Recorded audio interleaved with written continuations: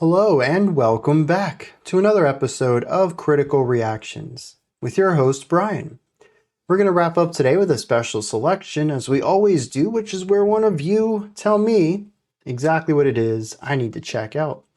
Today's comes at us from Origin, a short-lived jazz supergroup of mostly session musicians and modern jazz powerhouses. This is the intro track for the only studio album, Solar Allergy. Lots of great use of flanger and interesting mixing ideas. Enjoy. I'm always down for some jazz. We're looking at the group Black Frames. The song that we're looking at is 25 billion stars per human. Let's dive in. See what they're bringing to the table today.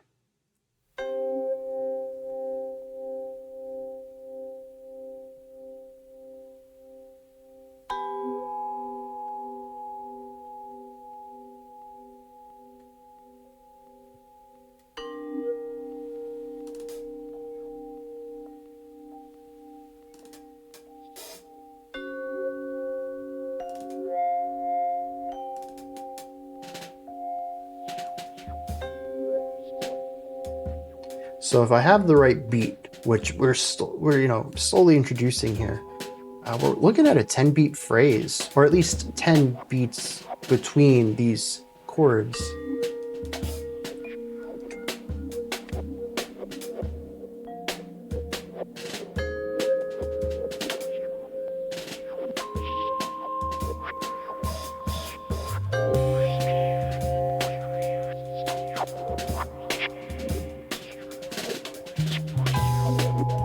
But see, this is interesting. I was feeling a different subdivision. This drums quite a bit faster than what I was originally feeling, but is in 4/4. We're actually looking at a 16-beat phrase here, 4 bars.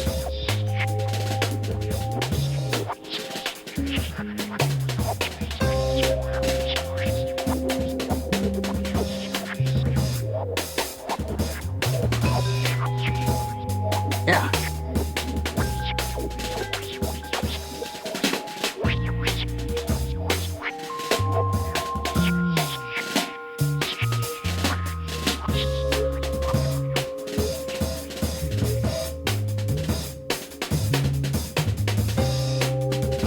Dude, this drummer is just...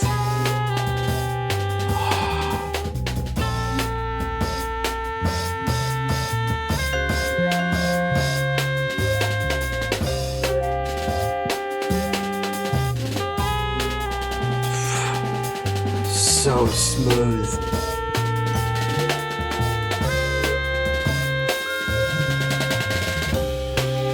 Bassist is pretty sick too.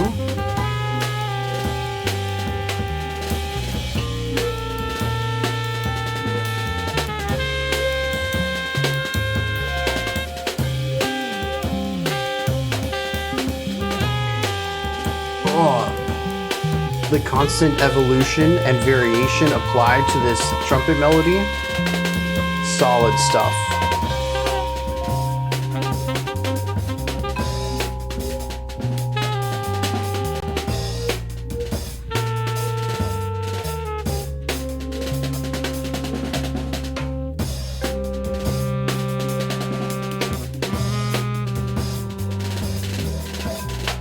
Oh, dude, those rolls, so tight.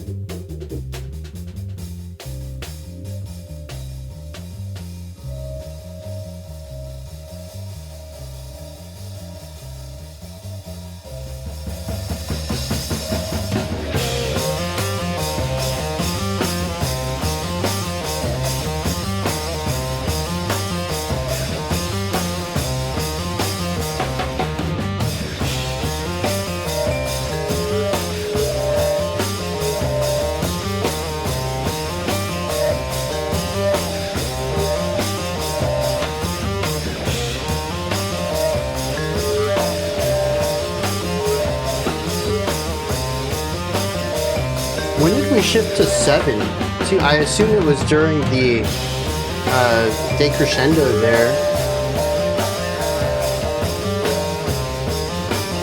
But I can't remember when the shift to 7 actually happens.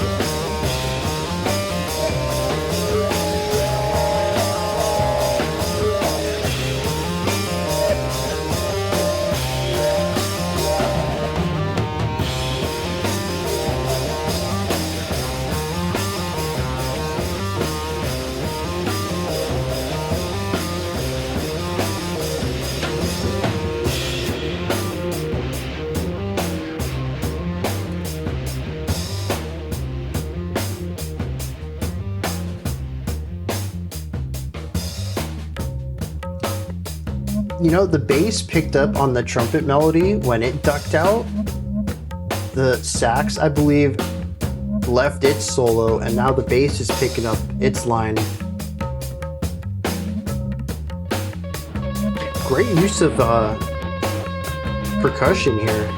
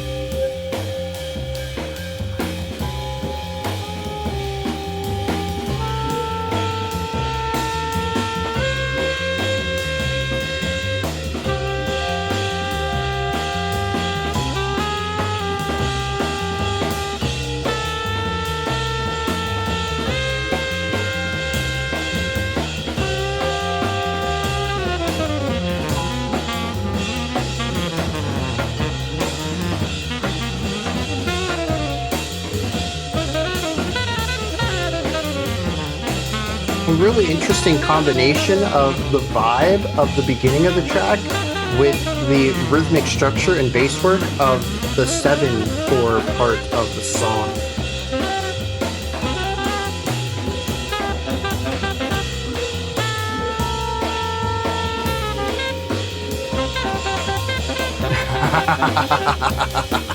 Yeah!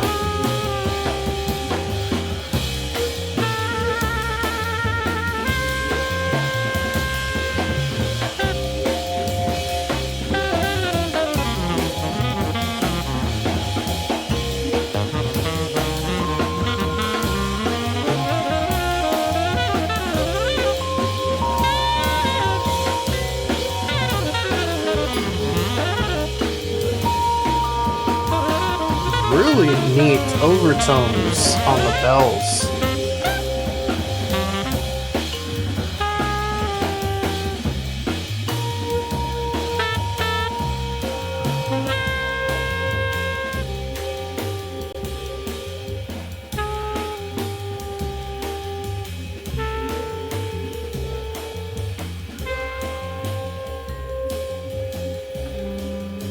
Wasn't that the trumpet line way back when?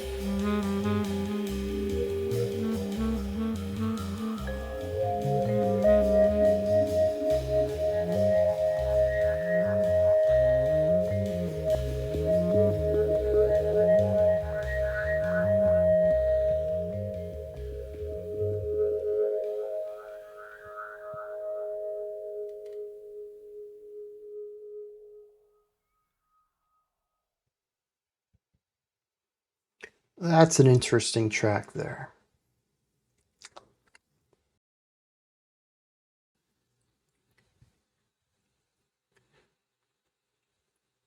It's jazz.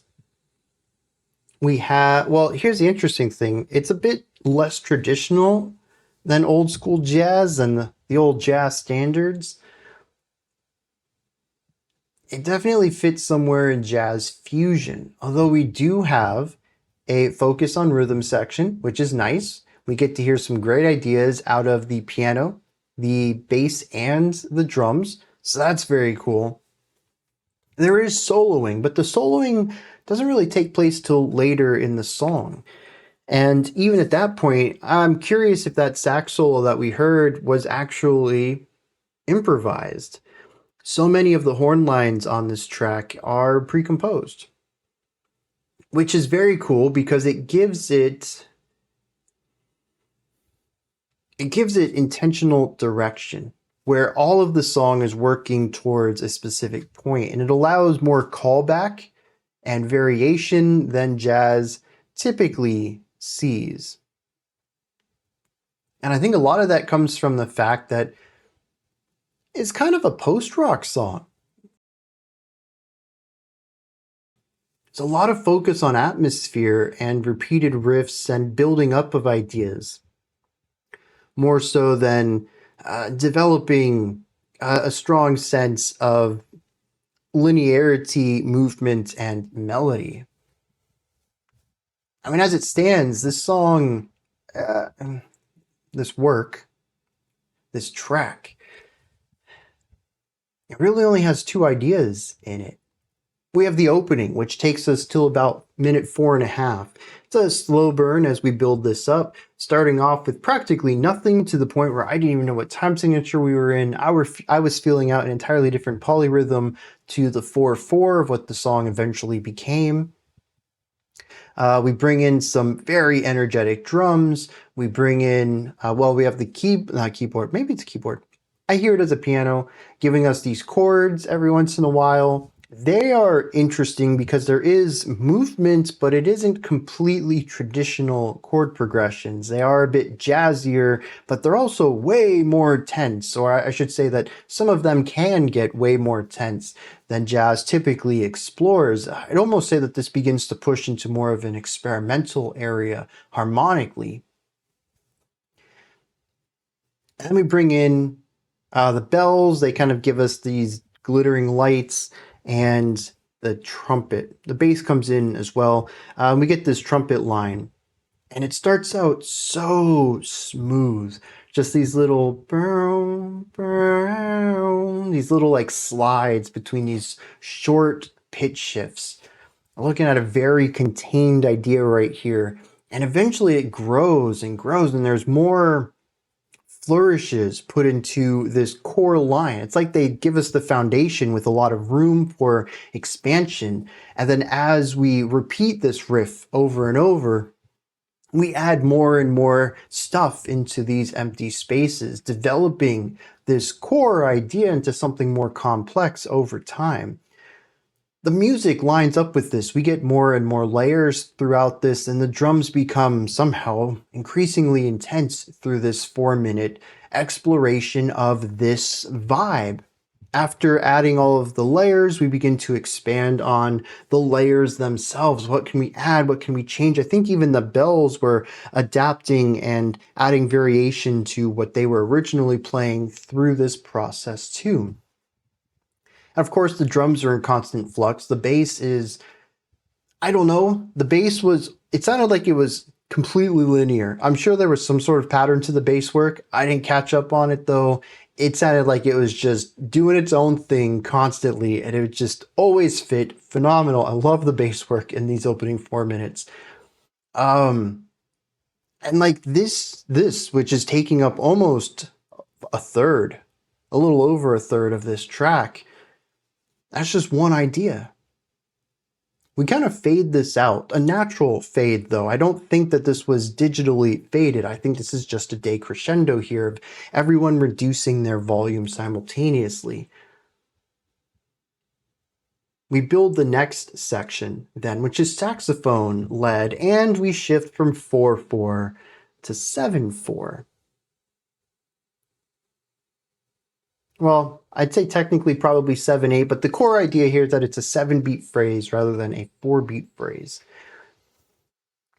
We have a different drum rhythm. We have a different rhythmic pattern overall. Most of the rolls are the same, though. What's interesting here is as the trumpet starts to fade out, the bass takes over that trumpet line. This is key because we'll hear this idea again later. From here, we take the same idea. We build up the song once again. The harmonic process is similar. I don't know if it's the exact same chords, but once again, a bit jazzier, but also a bit less traditional. Focusing on spicier chords that lead into really tense chords and resolve out of that in a more traditional manner. It still feels a bit tense throughout, but I think it's a different type of tension achieved here. We once again have the bells flittering everywhere. The drums are less chaotic, and overall I think this section is less densely layered, or at least I remember it being less loud. The sax solo here starts off with the lick, just like the trumpet did. Eventually we begin to expand on this lick a little bit, not a lot of bit. The saxophone leaves, the bass takes over this lick, and then we move into the outro, which I thought was very cool because it captured the more bombastic drum work of the intro with the 7 time signature, and with the sax taking that lick back from the bass, while the bass is now playing the bass line, the incredibly moving dynamic one from the beginning of the track. We've kind of smashed these two ideas together. Sorry about the microphone hit there. We've smashed these two ideas together, and we've taken bits and pieces from both sections to develop and create a final moment. All of the micro expansions in them have led to a fully realized idea, and then we've kind of chopped that in half and taken portions from each to create a new whole. I love this idea. Over this new whole, we have our, I believe, first true improvised solo section. Now, I wonder if still it actually is improvised, but at least it is the one that feels the most improvised and isn't just a single lick that gets expanded upon, and we visit new varieties of this idea, more variations of it. This one feels like it's fairly linear, doesn't have a lot of callbacks, feels more improvised because of that. I love this whole overarching concept of slow burn, mixed burn? I don't know what we would call it. If we take a little bit of side A, side B, now we got sideburns. That's terrible. I should not have said that. Hey, editor Bryan, cut that one out, please. I forget I don't edit these videos. Oh, well. Here we go then. Trying to recover from that. And anyways, it's just fantastic. I love this idea of subtle growth, of gradual growth, of mixing and conjoining and reinterpreting, recontextualizing, and creating variations on old ideas. This is just phenomenal. It doesn't just tie back the song to each individual moment, but brings it all together for a nice sort of way of bringing it all back home. ending where we've started, but through the transformation of the journey. Incredibly done. There is a really interesting part in here, though. It's very production-y. This is not something I'm used to hearing with jazz. Definitely something that lends itself to a more experimental side of jazz fusion. Even right from the start, we begin to hear some electronic sounds, some hissing, some droning, some synthy stuff in the backgrounds, and eventually we even get to a point in the second section where I think we have a lead saxophone part that's completely distorted into just white noise. If there are note shifts, pitch shifts, rhythmic things going on in here, it's completely undiscernible under the fuzz of the static. It was a gradual movement, which is why I do think that this is the saxophone run through effects. Just the effects could have just been white noise. But maybe there is still some development, and maybe on high fidelity equipment, maybe I could actually hear some stuff in there. And I'm talking like extremely high fidelity equipment. But from what I just heard, it just became noise, and the drums kind of wavered a little bit. The bass kept doing what it was doing, which wasn't the interesting part. It was the sax riff, which was just a 1-bar phrase. And I kind of got lost in the song here. I didn't get it. And I think a lot of that's because we shifted away from the more traditional musical ideas of harmony, melody, and rhythm, and moved into the realm of production, of sonic evolution and sonic manipulation. It isn't just the saxophone that gets modified here. There's quite a bunch of different, as far as I can tell, just producer things happening at this moment. I tried to get it. I don't think I did, but I do find it to be interesting and eclectic, and a sound I just don't associate too much with any of this. It's more in the realm of noise rock or noise electronic music. I don't know. There's probably a cool name for that. Noisecore or something. I don't know electronic subgenres, but it's the music kind of becomes secondary. The drums are already rather simple compared to their opening patterns. The piano chords are still there. We still have the twinkling of the bells. The bass is doing the simpler riff here. Everything's kind of gotten out of the way, removed the complexity for simplicity, normally because this is where a solo would happen. You reduce the layers to carve out space in the song for the soloist. Except our soloist turns into static, and we just kind of have white noise for a little bit. There's some other textures going on here. It isn't just like white noise on top of a rhythm section. I think that I may be describing it down a bit. There is stuff happening. I don't get it. I don't understand it. It doesn't make sense to me. And I'd love to hear other people's opinion about this. Maybe this is something that would make sense on a future listen. But yeah, I just kind of squinted my eyes out a little bit. What are you doing here? What's happening? And then we kind of bring things back out of that, and this is the point when we merge the both sides together to create an outro. So I was on board for all that. It's just like there's a solid 45 seconds in this track where I'm just kind of waiting.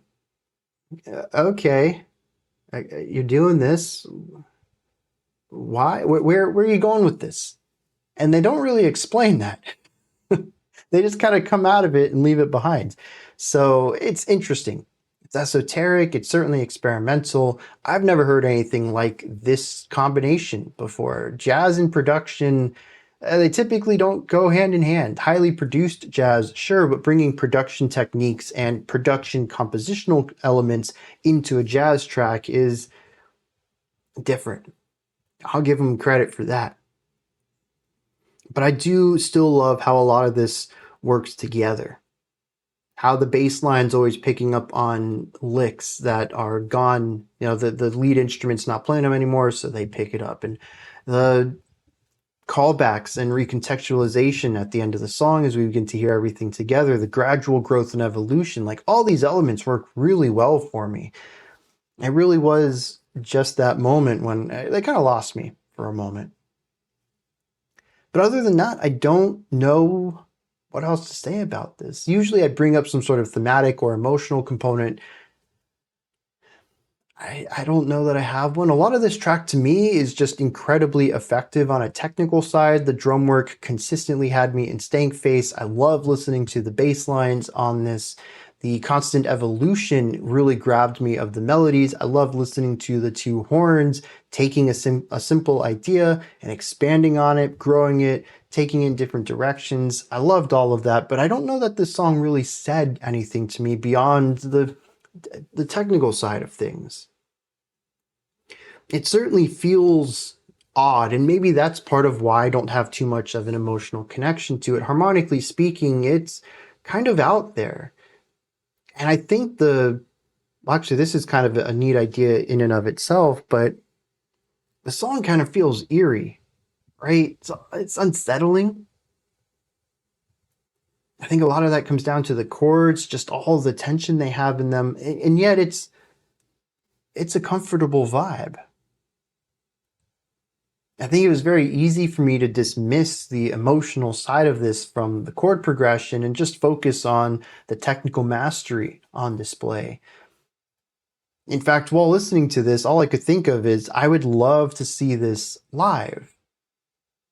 Not the fact that the chord progression that the piano is laying down constantly makes me feel like the walls are closing, and that's not usually a live experience I want.